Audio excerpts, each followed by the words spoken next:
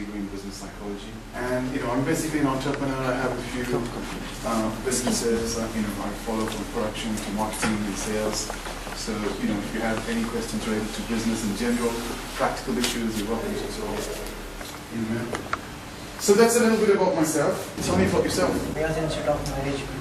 So you guys are students of what? MBA? Yes, So and what else do you do? What are your backgrounds? Do you guys have engineering backgrounds? All MBA students? You're engineers.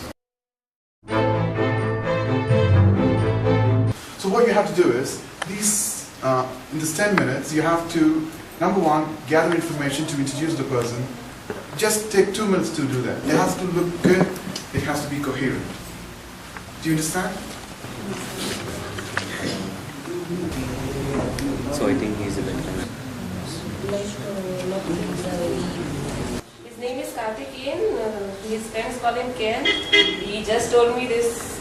Ken means Barbie's boyfriend. I mean, generally people, what they do is in management weeks especially, And he has a very good experience in the field of. There are good things and bad things. When you teach people, it's good in the sense that you also that person gets accustomed to a very harsh crowd that is not friendly. But that's not always the case. That also gives a bad start for them.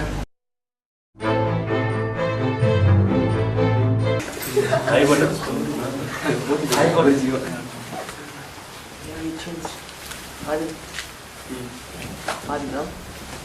Dia Prakash. Can help you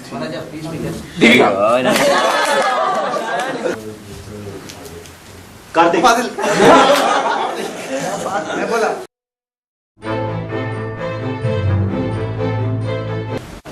So Dragon's Den, it comes on the BBC. I think it's one of the best programs of all times for the entrepreneurs. There is about 5 investors, like multi-millionaires in the UK, sitting in front of an entrepreneur like me. I've given a chance to convince them to make a speech. So if they're convinced, they'll invest money. That's how proper business presentation works. Some of them do good, some of them do bad, but it's very important for you to watch those videos.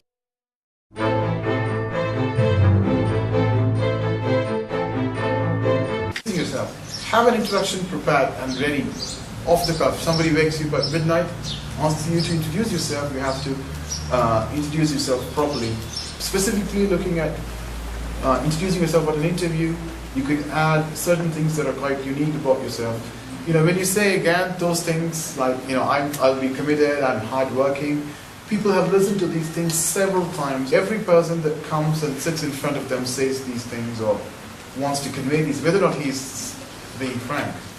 I think draw more attention if you say, I work well, but sometimes when I don't have passion, I do become lazy. They may trust you because you're accepting that you're lazy. At the same time, you're saying when you develop a passion for something, you'll work hard. That's that nice way of saying something. So just be truthful, and you can say negative things, even in a not so negative, in a positive manner. So yeah, when you prepare specifically for one type of interview, when you prepare an introduction, it's better to sit and write down.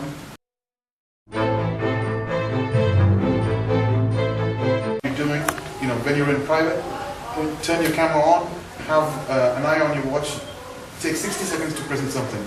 It has to have a proper introduction, middle, end.